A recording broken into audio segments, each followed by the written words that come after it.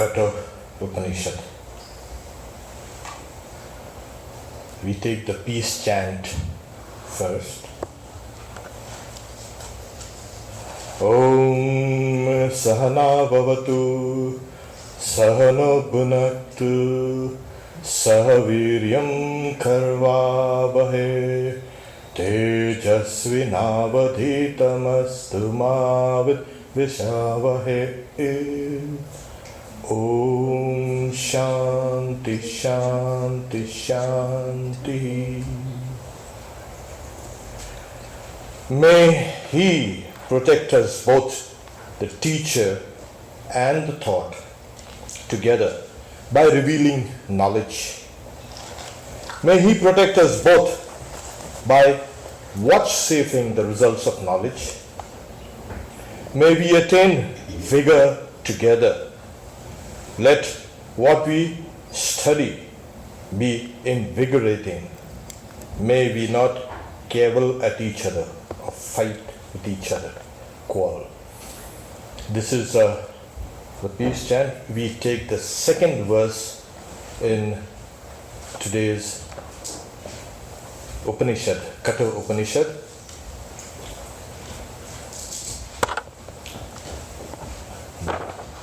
That's, I think, that's 102 page number in your book.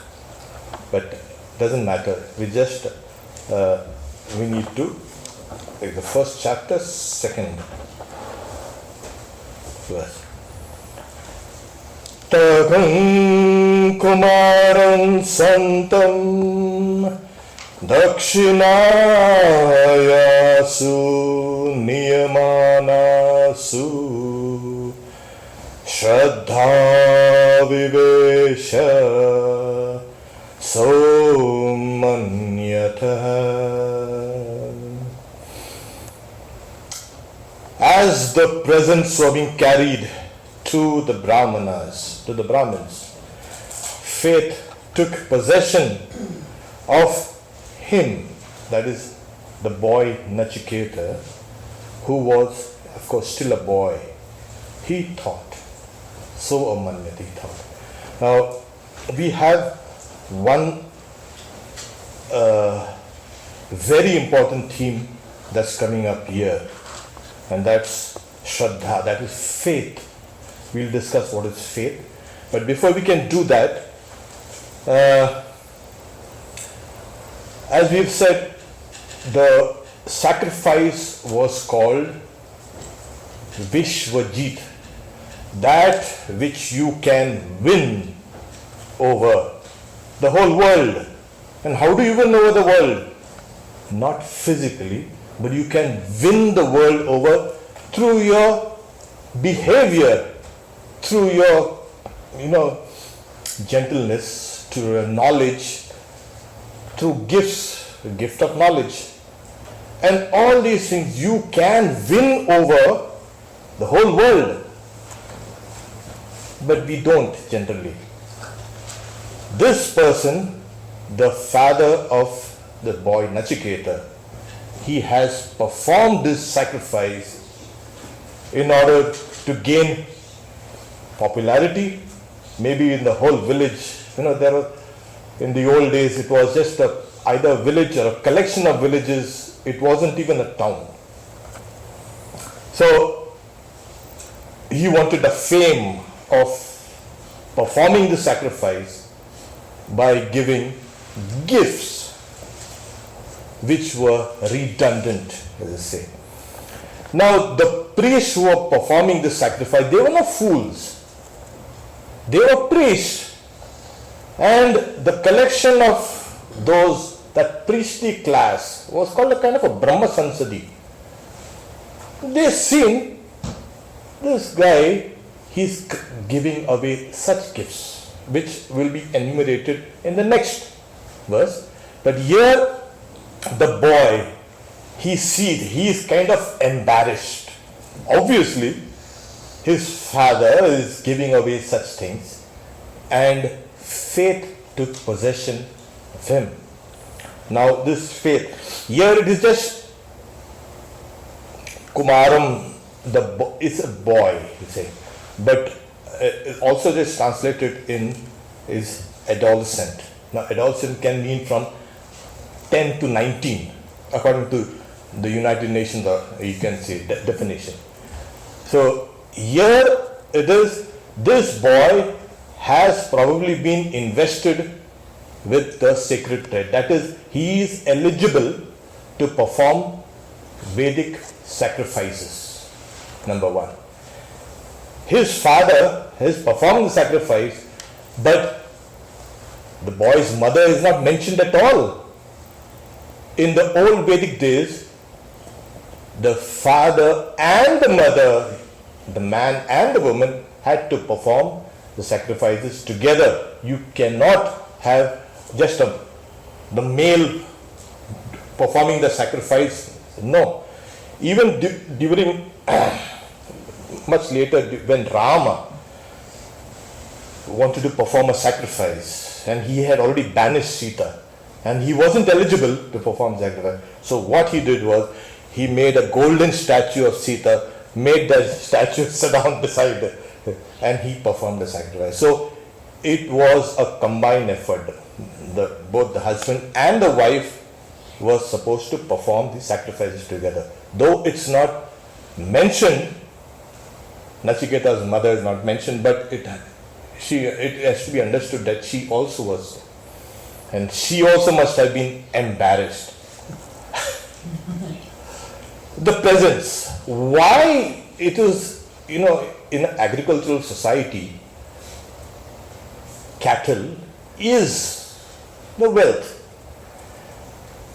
No other forms of wealth are mentioned like gold or silver or anything. It was even considered secondary. So this must have come even before the gold standard or the silver standard, as you say. So cattle and land, these are the two forms of wealth. So whatever you have, what wealth you have, you offer it, you give it away to the priests who are there, and as well as they come first, and then we have something called the rest of the priestly class who's sitting down there. In the Taittiriya Upanishad, another Upanishad, it's meant Shraddhaya deyam ashraddhaya de. One must give with faith, one must give it with gentleness, one must give with fear. One must not be egotistical and give, because that will destroy the merit of your charity. So these were some of the rules. Here the boy, he saw the whole thing and he thought. Why did he think? Because there's something called faith entered into him. And this is what Swami Vivekananda keeps on saying, that our country is going to rack and ruin because faith has left our hearts. If you have faith, say the first thing that the boy, when he grows up, saying his parents are a fool. And he grows up a little, his teachers are a fool. And everybody are fools. You can't grow up in this kind of negativity. He wanted this old idea of faith to come back into India. Not only India, everywhere. So faith entered into him. What is faith? Now, it's just translated as faith.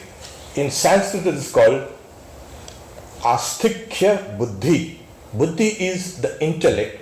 The result of this intellect is kind of a, Sri Ramakrishna used to say that the intellect is kind of like an anvil.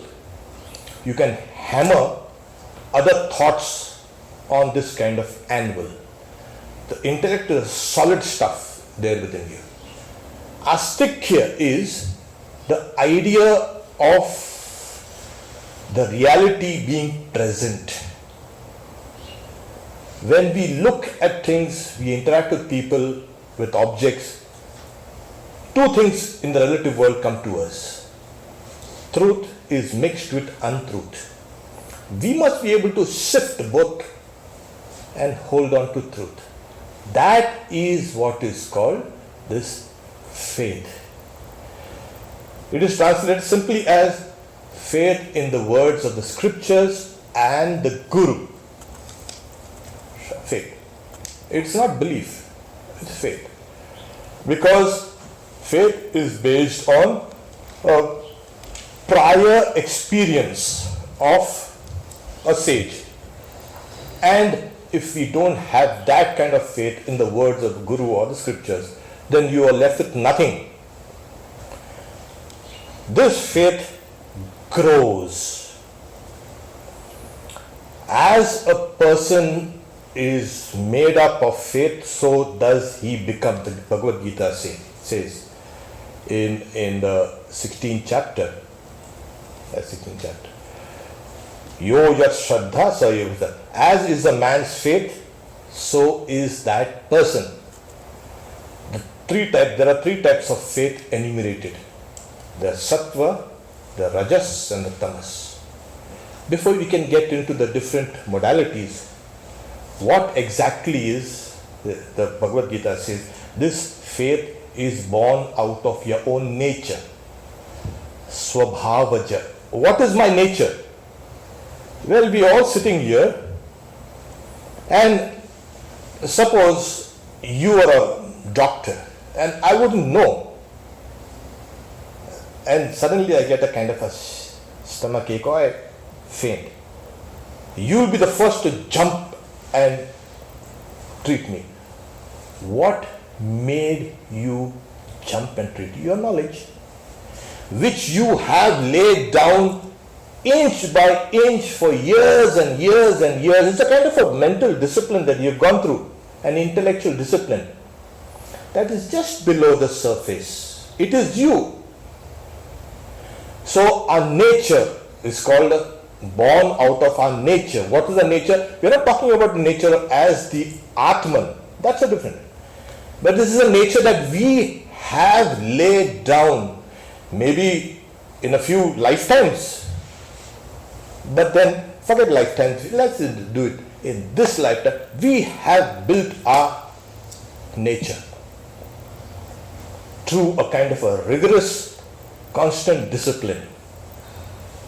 And slowly, you might be a lawyer, a doctor, a kind of poet, or you might be a saint and this and that. Oh, when we interact, we might not get the inkling, not this person, but scratch the surface and the whole thing comes out. This is your nature. And where faith is concerned, how does one build that faith? Like I said, we can distinguish between what is right, what is wrong, what is true, what is false. Yes, it's in the human heart. Nobody ought to tell us this is bad and this is good. We know it exactly. And when we take the good, the pure, the infinite, the truth, we are building a character based on faith, on truth, on unshakable, you can say, foundation. Because lies, when you build your faith on lies or deception, you are going to get caught.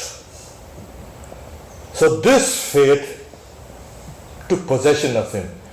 Now this boy, did he lay down this kind of this character to a kind of a rigorous mental discipline? We do not know. It's not mentioned. But this, of course, is the story of it, teaching us something. This faith took possession of this boy, and he said, the next verse, verse number 3, Pitodaka Jagdatrina Dugdadoha Nirindriya Ananda Namate Loka Tang Sagachati Tadada.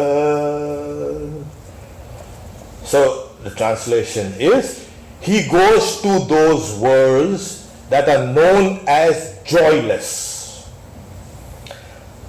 Who gives away the cows, the cattle that have drunk water and have eaten grass for good. That is, they're finished drinking water and they cannot drink any more water or eat any grass. They don't even have the strength to do that.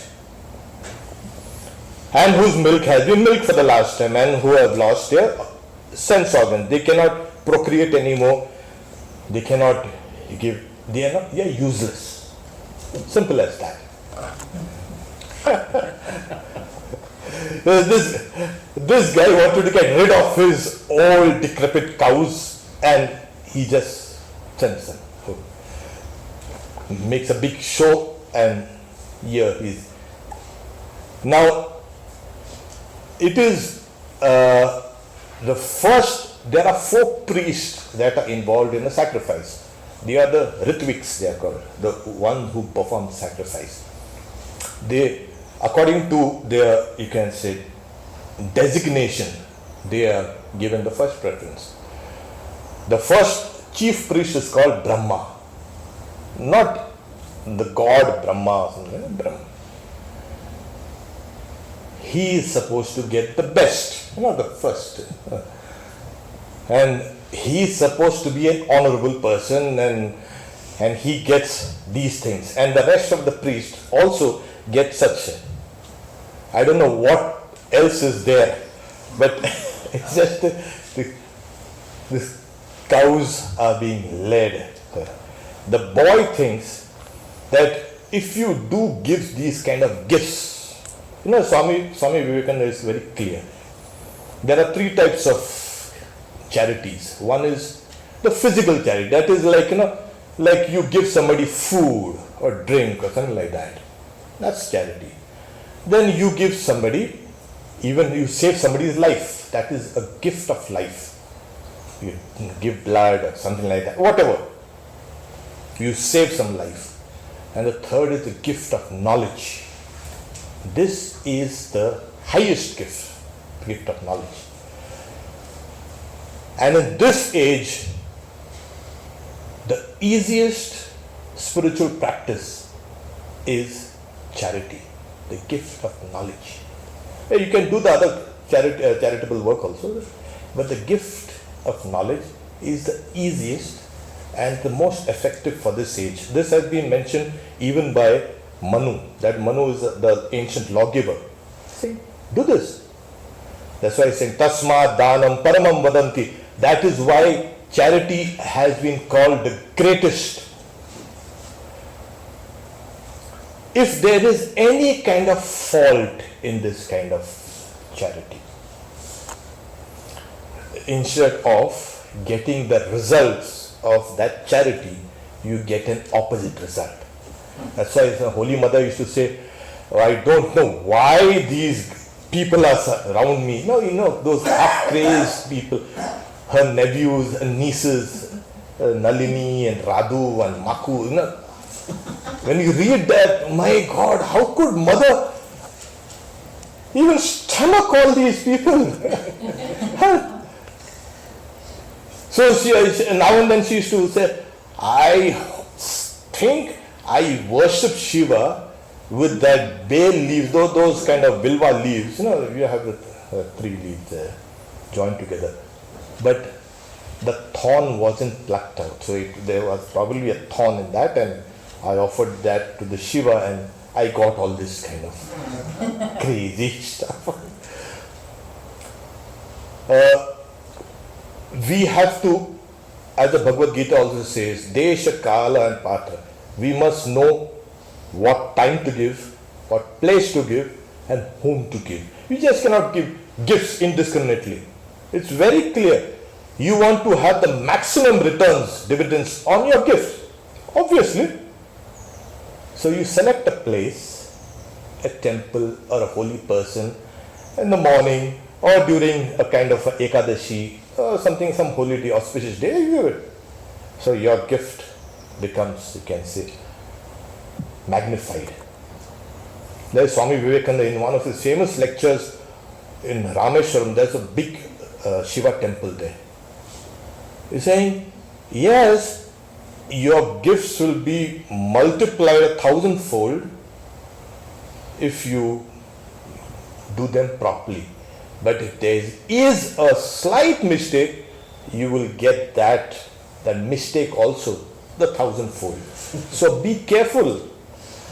That's why they say in a religious place or in a pilgrimage place, don't commit any sin. If you commit, you will get into trouble. There was in the old days a separate space kept for these big sacrifices, fire sacrifices. And after the whole sacrifice is over, that kind of temporary shed is also burnt away. It's still done in some parts of India, especially South India.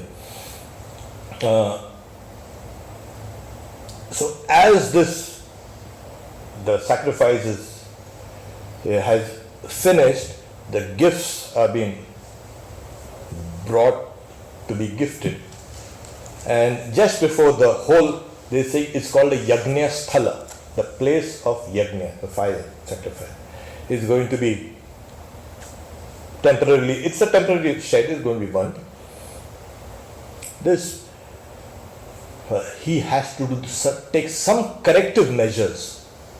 The boy, he knows that, he says, Ananda Nama, that is, Nanda is joy, Ananda is joyless. That's a correct translation. He says, he goes to those worlds that are known as joyless, who gives away what he has given away. So where is this place? In another Upanishad called the Isha Upanishad, there is a that this person, when he leaves the body, gets into blinding darkness. Asurya namate loka andena tamasa, gets into darkness. And till those deeds are not attenuated there, that person has to live in kind of a dark shell. It's very difficult to emerge out of that.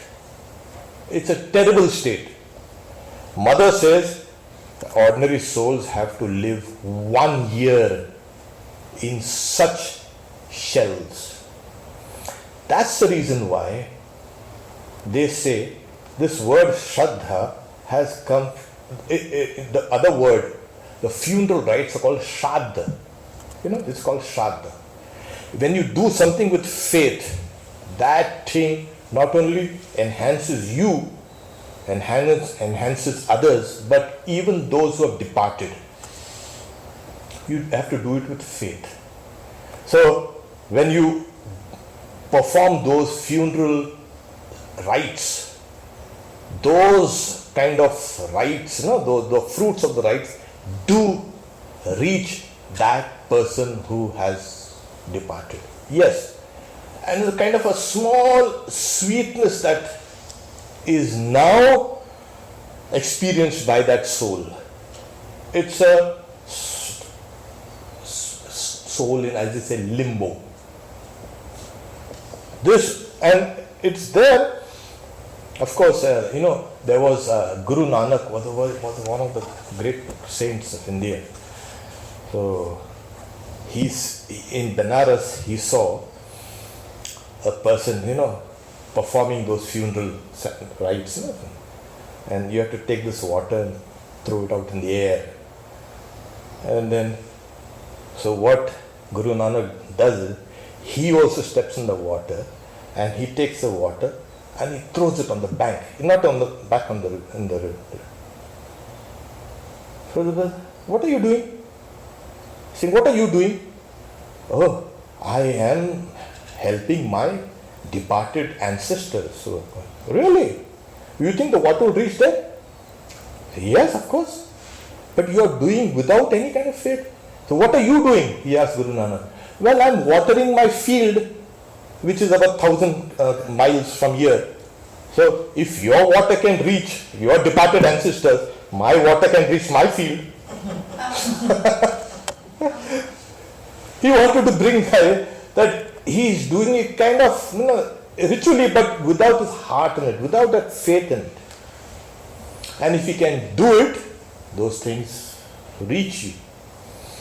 In all religions, there are these sacrifices. Swami Vivekananda says there's a long list of, you can say, details about ancestor worship. Most of the religions began with ancestor worship or the worship of deities.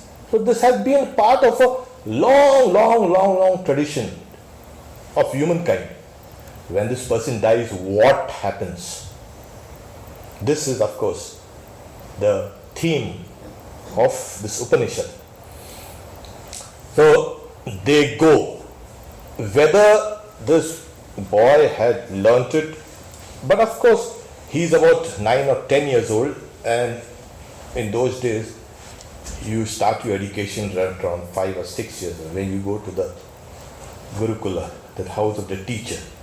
So he must have picked up something, and what he says is Ananda namate loka stansa gacha. These people go to those joyless worlds who do not perform these sacrifices correctly. The next, yes, the 4th verse is Saho vacha pitaram tata kasmai mam dasyasiti dvitiyam tritiyam hovacha mrityave tvam dadhamiti. So the boy Nachiketa said to his father, quote, Father, to whom will you offer me? He spoke to him a second time and a third time. The father to him said, to death I offer you. He was irritated. Now, what was the purpose of Nachiketa asking? I belong to you, and that's the idea. Whatever belongs to you has to be gifted away. Simple as that. So, nothing specific as I mentioned, only cows or goats. Even your children can be gifted away, it belongs to you. Nachiketa wants to take some corrective measures because the priests were annoyed, the people were annoyed, and his father might go to this. He's saying, as a son, I have a duty to see that my father's sacrifice is perfected.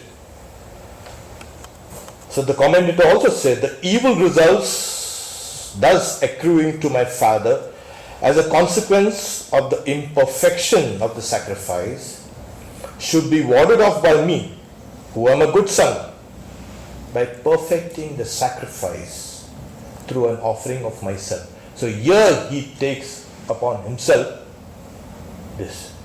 So the gifts are being led to the head priest, and he said, which of the priest will you give me to? And this is unheard of. One time, 2 times, and then, oh, I'll give you away to death. There. Now, he was incensed. The rationale is, he takes upon himself again another duty, Nachiketa. The words spoken by his father should not be fruitless. You know, we talk a lot. In fact, Sri Ramakrishna was very, very emphatic. He's saying, make your mind and your speech one. And in this age, this is the best form of spiritual discipline. Mon mukh ek karo, they say. Make it one. So when his father said, I'll give you to death, the boy has to take the second corrective measure of going to death, going to meet Mr. Death. Yes, death has been demonized as terrible, painful, dark and mysterious. No! It's a great release. Oh yes! It's kind of a bird that's caged, and suddenly it's set free and it flies out in the sky. Wow! Death is exactly like that. But here, oh, it's dark, it's mysterious, what will happen? It's painful. Painful as long as you're working out some karma in the body. You have done a lot of things which need to be washed away right now, here. So you go to it. Secondly, Holy Mother says that in this age, my children, your body is not strong enough to practice austerities. So in this age, all these illnesses and this pain that you suffer is a form of austerities. So this is their final austerity. And in one of the Upanishads, Brihat Aranyakam, that's a great austerity. You're sick, you're ill, and then you're dying, that's another austerity. You're dead, that's another austerity. See, I used to wonder when you read, what is this austerity? That guy he's suffering from pain, and what kind of austerity is this? But it wears away your sins, diseases, illnesses, pain, physical or mental pain, whatever restlessness, it wears away. Don't go seeking for it. That's kind of a morbidity. But we have done enough of things that they will come, whether you want it or no. But so it comes. In fact, Holy Mother, in one place, some of her disciples have just returned from some relief work, kind of disaster relief work. The surrounding villages were stricken with drought for years. And so there comes a mother, we've seen all that suffering and all. The mother says, no, this place here will not suffer drought, will not suffer, because this belongs to Shiva. Yeah.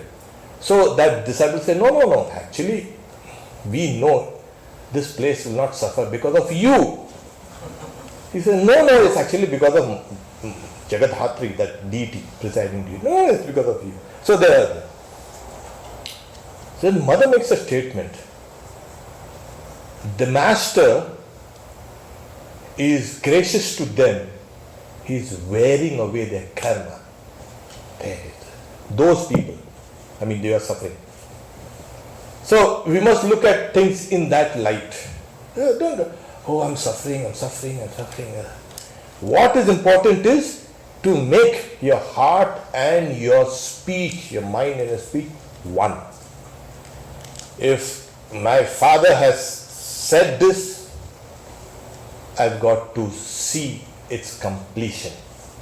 I'll go to any lengths in order to see that it is corrected. If my father has done something wrong, I'll take those corrective measures. This is what is called an ideal disciple. Yeah. And we know that he said in a fit of anger, I'll send you over to death.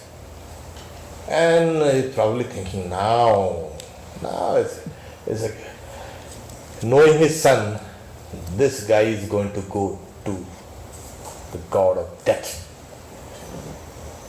And after he goes, we still have time. Can we do it till what time? 6 o'clock? 6 o'clock. Yeah. Okay.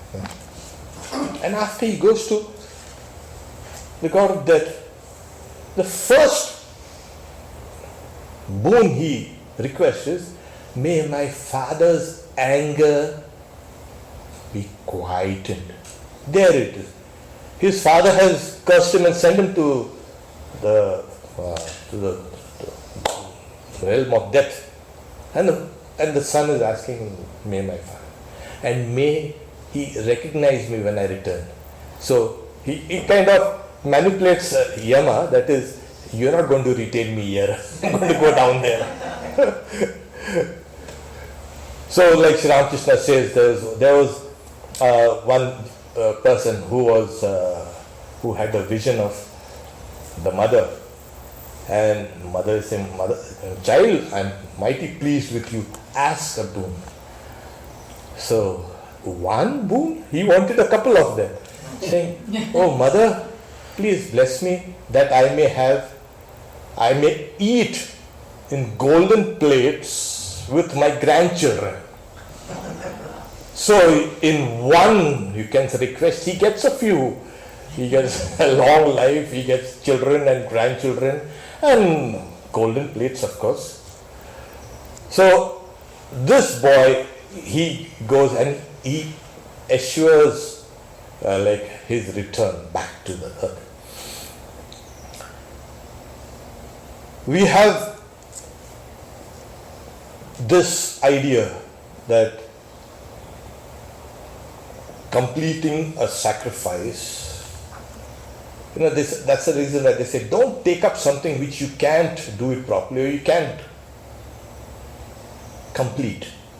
See that thing through. Don't give it up halfway.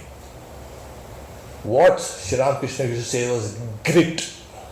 They were saying there was when those farmers, they go to buy the oxen, they touch them on the tail. There are some oxen just sit down quietly.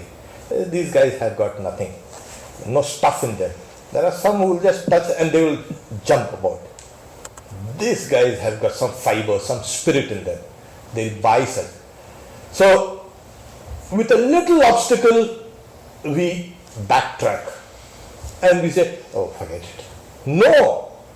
If you have deliberated on a particular thing, you see that it helps you and helps others, do it and see the end of it. That's the idea of karma. Don't go halfway. No halfway houses here. Yeah. So it's like you're sitting down for worship and in the middle, I'm bored. Forget it. No, you can't do that. In fact, the recommendation of the scriptures is, as you're keeping and doing a sacrifice, especially such sacrifices which took probably a couple of days. There were some sacrifices which took a couple of months. Now, as you keep on doing it, I want this and I want that. You start with a kind of they call a sankalpa, a thought. You can say a deliberation. I am doing it for this purpose. Okay? And as I keep on doing, then that desire for the wealth or name or fame or whatever, or go to heaven, that is over. I mean, it just vanishes from your mind. What do you do? Scriptures say, don't stop midway. Yes, you continue that till you finish it up. And then, if you don't want those gifts, it will go back to the world. If you want it, it will come back to you. So this is the idea of sakam and nishkam, with desire and without desire. We start work thinking, oh, this is God's work, and we find that it is my work that's coming in. Oh, it's my work, and I feel so selfish and so irritated when somebody disturbs me. Hey, don't you know I'm doing the Lord's work? But as I keep on doing that, let it be selfish. It keeps on. After a while, that desire for selfish gain simply disappears, and then it becomes the Lord's work. Then to whom will the results go? It will go to the world outside. That's the reason why they say, You come and sit down here where there's a worship, or there's a kind of sacrifice, because you're getting it, that results freer. You just need to come here and you get the results.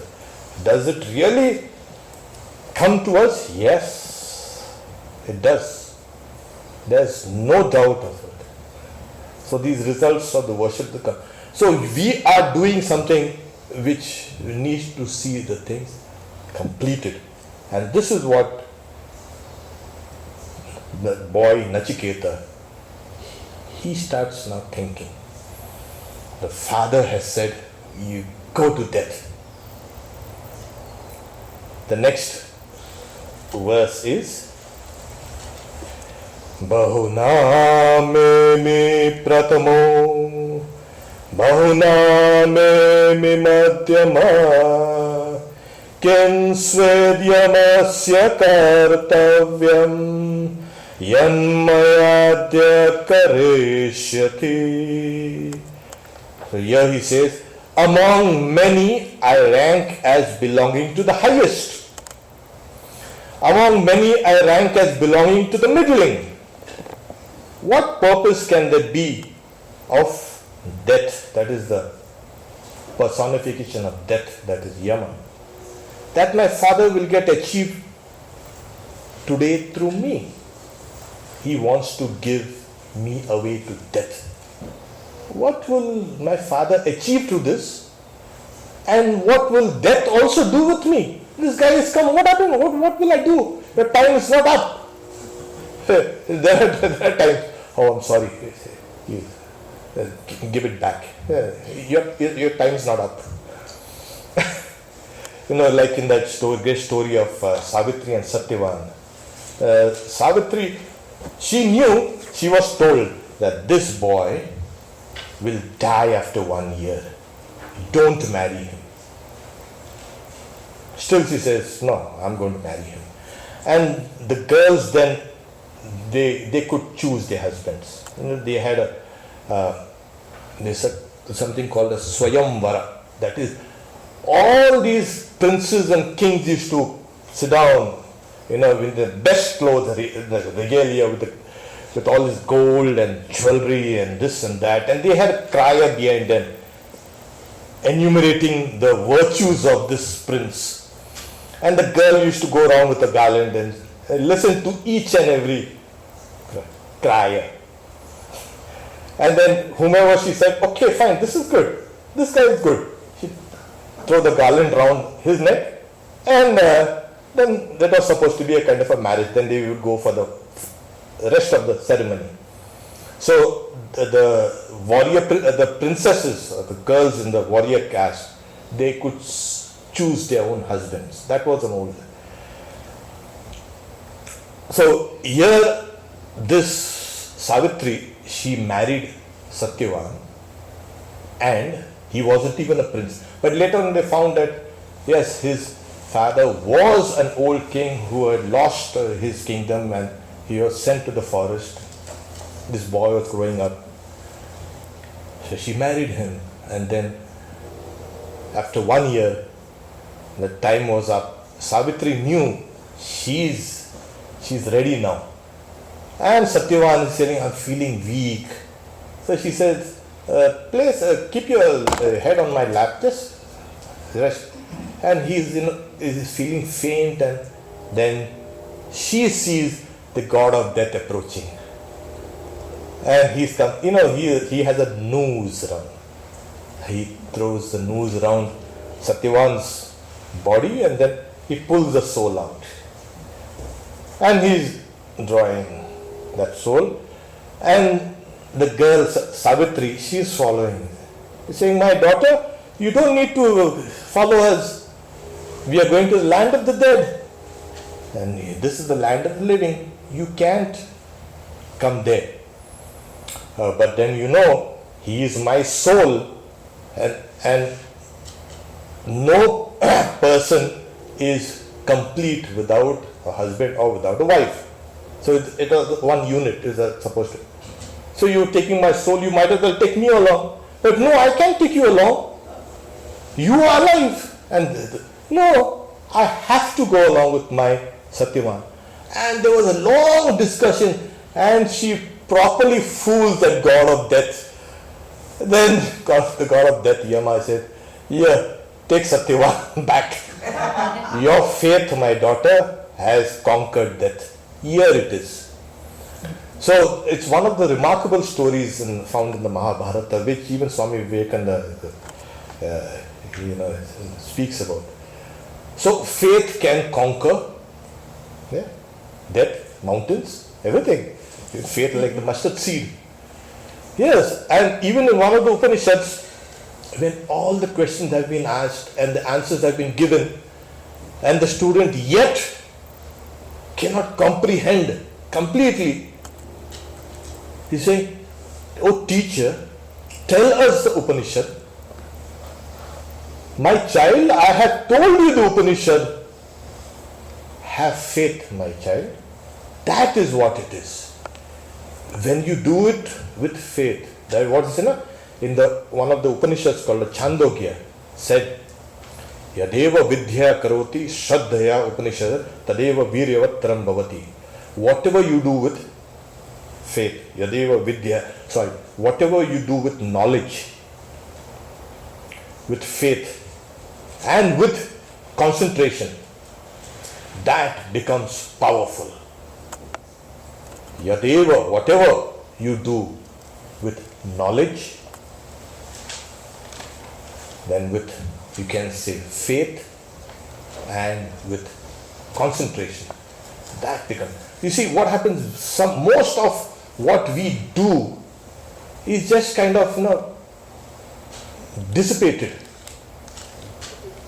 If we have been sincere in a particular field, particular work, I generally give an example of these scriptures. These scriptures have been given by sages or saints for thousands of years. They're still current. What is the difference between them telling something and we telling? Behind their work was that kind of personality behind there. So they had faith and they had concentration, and that made whatever they have given the world on more or less a permanent basis. You cannot just dismiss of the Bible or the Quran or the Zen Avesta. No, these things have been given once for all. See the power of that person behind. See all those prophets that have been enumerated over the centuries. See their personality. What was behind? Purity, faith, and concentration. All these things. Here we have Nachiketa, among many a rank as belonging to the highest. He has a confidence. He is not a fool. He knows he is not a fool. You must have some confidence in you, and that comes to an inkling about your own stature. One must, because Sri Ramakrishna never liked that cringing attitude. Oh, I'm nobody, you see, I'm a sinner. You keep on thinking of sin, you will become a sinner. Think that you are a child of God, you will be a child of God. Niranjan Maharaj, one of his disciples, he was a kind of a medium for ghosts and this and that. He was part of a kind of big charmed circle. They used to bring these ghosts, and he used to be a medium. So they came to Dakshineshwar and they saw that, hey, Sri Ramakrishna is here. They made him sit down in a kind of a charmed circle. But he was like, like a child. Oh, what's this? He got up. Then he told Niranjan, my child, if you think of ghost, you will become ghost. You will become a ghost. If you think of God, you will become life. You will become divine. What do you want? I want a divine life. Then give up all this ghost business. Okay. So we need to give up all negative things about us. See, this world keeps on labeling you. And we also keep on labeling the world. When you look at a particular thing, we will judge. This is good, this is bad, this is not nice. We are constantly labeling things. And people label us and we keep on believing those labels. We will keep on looking around us. Oh, I'm a fool, I'm stupid, I'm an idiot. Okay. And I keep on gradually believing all these things. The whole world is telling me, you're nothing, you're good for nothing. And that has sunk inside me. These labeling should not come in the picture at all. Here this person says, he has, amongst many, I am the best. Amongst many of the students, of the disciples, he has a confidence. You see, there are three things. So Swami Satyamayananda also used to say, one day at Puri, scolding, I think it was Swami P. And Swami Brahmananda scolding, and then he's saying, oh, Hari Bhai, that is Swami Satyamayananda, put some sense into these guys. He's saying, see, he's scolding you so that you can become good disciples. And what's a good disciple? Even before the Guru articulates it, the disciple ought to understand it, and we are one step ahead of it. The middling type of disciple has to be told, please do this, and then the disciple. And the third type is, even when repeatedly told, the guy does not understand. He'll do something exactly opposite. So Rama Maharaj was scolding them, so make them good disciples. Here we have, they are amongst the best. I am the higher, I am the best. So they say, Bahuna memi prathamo, Bahuna memi mother. And amongst the middling ones, I am somewhere in the middle. I am not somewhere down below. I am not useless. And this is that self-confidence one must have. We are speaking about that astikya, that I have that courage, I have that capacity to realize the truth. If one doesn't have that, it's extremely difficult.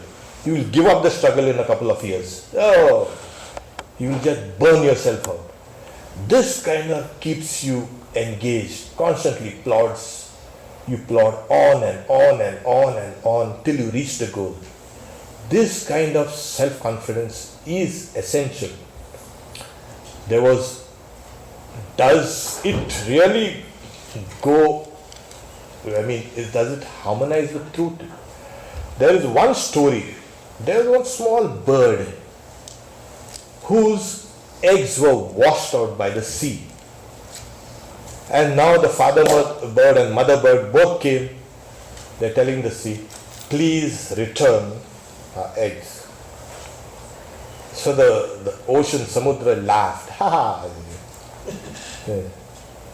So what they both do, they pick up a straw, dried grass and straw, and in the beaks, and they fly to the ocean, dip the straw in the water, fly back to the land and shake the straw so that a few drops of water, we are going to empty you. It's impossible, and the ocean is laughing, and they are constantly going on. The whole day they are doing that. They want the eggs back. While above there was the divine bird Garuda was flying. Hey! He sees her, they say Jati, my small bird's there. So he comes and says, what's going on? So the ocean, Samudra, gets frightened. Say, I'm going to dry you up by flapping my wings, Garuda says. And he starts flapping the wings. And the ocean gets terrified. Say, please, I will no longer be an ocean. You give back the eggs. And the eggs are returned. The idea is, in spiritual practice, you take up a practice, you start, and then the grace of God comes in. And the impossible becomes possible. But if you don't have that kind of confidence in the very beginning, it's extremely difficult. That's why he's saying, what will Yama do with me, the god of death do with me? What will my father, you can say, achieve by sending me there? I'm no fool, I've got something in me. This is that self-confidence. And this is the correct attitude we find him that was made it possible for him to realize the truth. He could get the truth of the Atman from the king of death, the god of death, and bring it all to us. So here, we'll stop here for now. I think it's time for Aarti. It's 6 o'clock. So next month, we take this up. I'm going a little fast because we have done 4 verses today. But when we come down to the actual teachings of the Upanishad, that is the teachings of the self, the Atman, then we'll have to go a little slowly. Okay? Om Shanti Shanti Shanti Hari Om Tat Sat Shri Ram Krishna Arpanastu.